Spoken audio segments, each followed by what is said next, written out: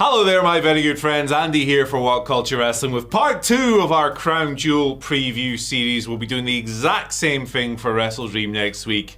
Yesterday, we looked at some positive fantasy booking options for the show in our Things That Must Happen video. Today, we're on the other side of the tracks, my friends. We're looking at some nightmares that could come true in Australia. Bit of a different approach to predictions on the channel. Try it out, see how it works. Let me know if you're feeling it down in the comments section below. But it's a big show. WWE is back in Australia. It's on a very friendly time zone for us here in the UK. And the Crown Jewel concept with the massive belts is back. It's brand warfare in a way because the world champions are facing off with one another. But it's not full-on t-shirt time. We'll save that for Survivor Series. But with that preamble out of the way, let me put this down before I spill it everywhere, and let's begin with the nightmares. Number 5, Roman Reigns gets rejected in Australia. So the thing with this is that Roman Reigns is technically the babyface in this feud with The Vision and Bronson Reed, who is his opponent,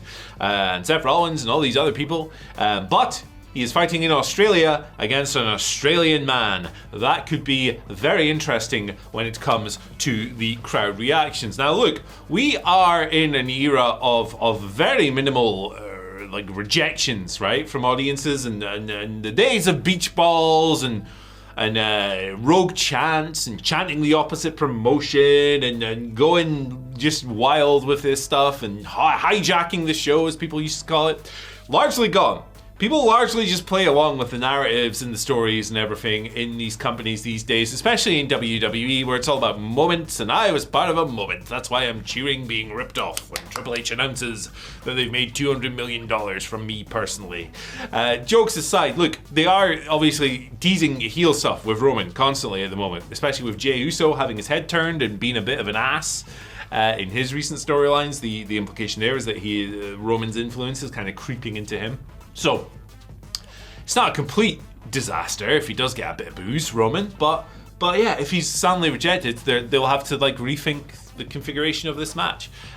Bronson Reed is probably going to get some nice cheers from the crowd because he's on home turf, even though he is the monster heel in this program. It's a very interesting match. I think that Roman's probably going to win. I don't necessarily think he should. I think it'd be a lot more interesting if Bronson Reed conspired to win this match. However, we're not silly here. We know Roman Reigns is probably going over.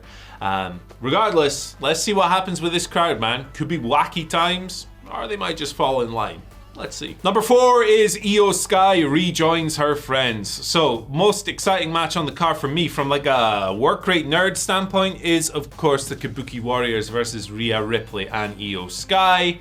This has been built primarily through Asuka just being an asshole and going full heel, and of course the Kabuki Warriors, Asuka and Kairi Sane, recently turned on Iyo Sky. Iyo has been very conflicted in this story. She has built up a budding relationship with Rhea Ripley, her former/future rival, based on competitive stuff.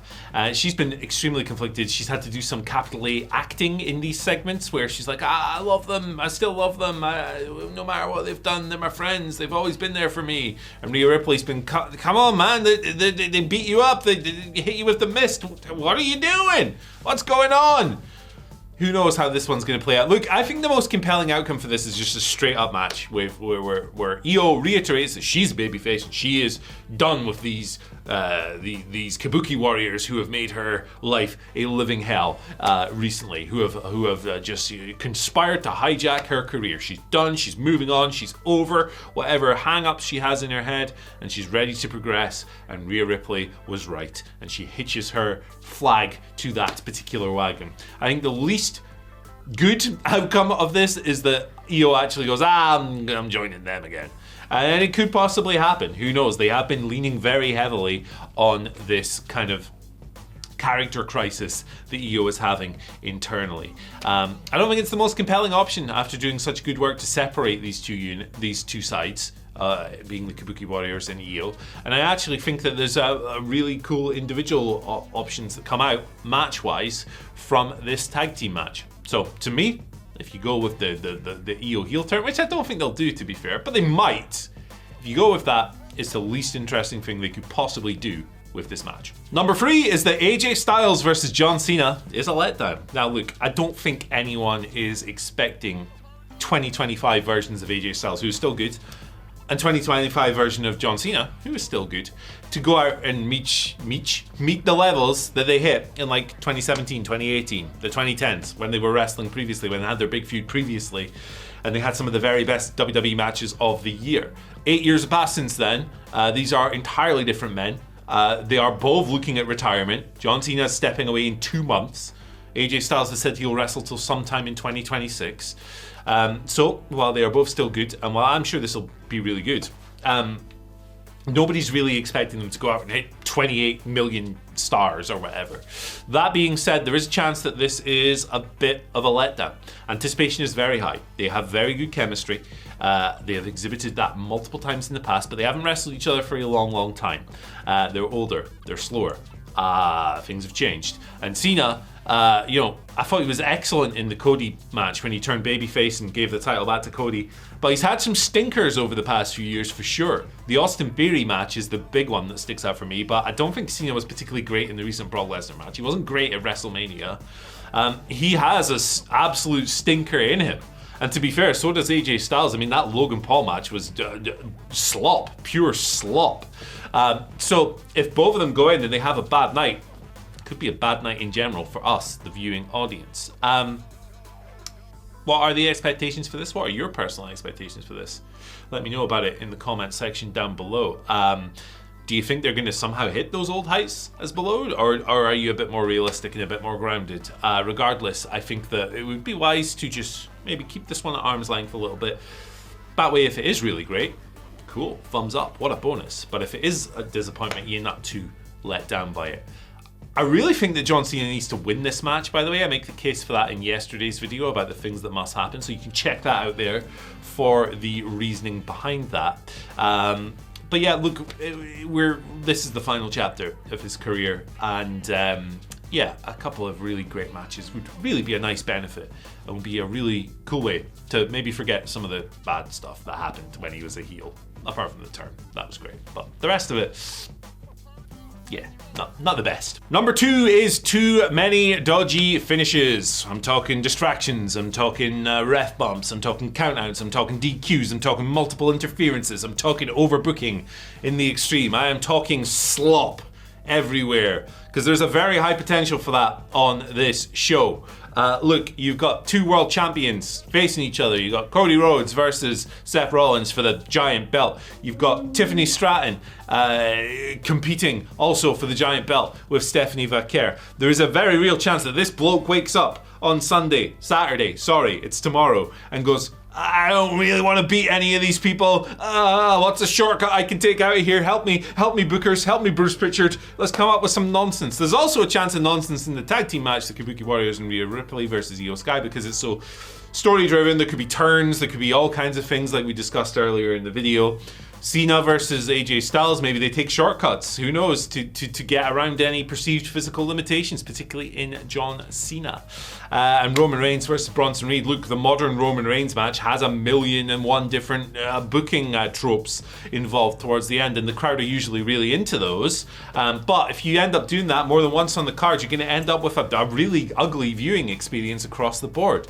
It was a real problem in the latter day creative of Vince McMahon, and it has really crept back into WWE programming in 2025 as well. Look, sometimes you have to book with balls. Sometimes you just have to beat people clean, and that should happen at several points on this show. You can tell more interesting stories coming out of defeat than you can with a ref bump, a belt shot, a turn, a return, flipping whatever the heck else you can come up with to kind of get away with protecting people. People are sick of these tropes. We're done with them. We've had them for years and years and years. If you over rely on them, you end up with a shoddy ass product.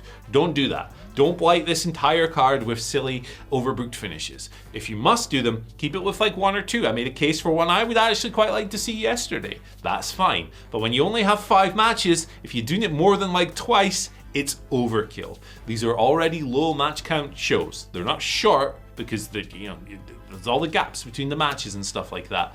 But seeing that happen so many times in such a space of time is really grating, and I seriously hope they avoid doing that at Crown Jewel. And at number 1, Paul Heyman splits from Seth Rollins and the Vision. So, Paul Heyman, Brock Lesnar's back. He's been realigned with the Advocate, the Wise Man, whatever you want to call him, as part of his ongoing whatever he's got going on.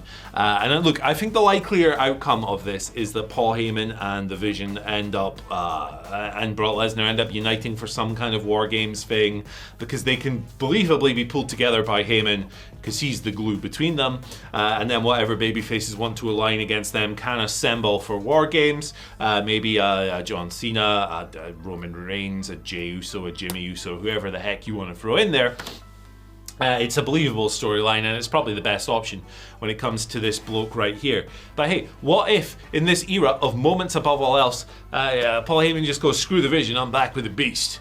That would kind of suck. I think he's a good addition to the Vision. I think he is one of the best things about the stable, in fact. And look, I love the Bronze, and I think Seth Rollins' character is very consistent, and I think it's broadly a pretty decent group. But if you get rid of this dude right here, I think it just makes it a little bit less interesting. Not every show needs to have a major twist. Not every show needs to have a capital M moment that sounds great on the night, but doesn't make a whole lot of sense when you sit there and pick out the why and the when and what happens next, which is too often the case in the year of 2025. We've seen countless storylines where we've gone with a moment over everything else, including, but not limited to, for example, the return of R-Truth and Ron Killings, and the serious direction we were seemingly promised that was then abandoned like a week later.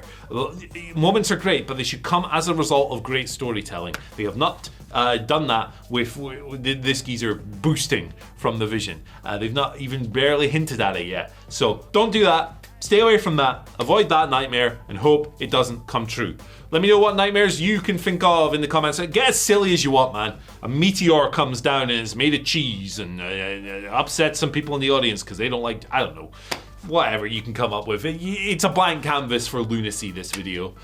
Check out the video on your screen right now. Enjoy the show. We'll be back. Well, Simon Miller will be here with a review on Sunday and all the other good stuff that follows on from that as well. Bye-bye. See you later. Bye. Good. Yes.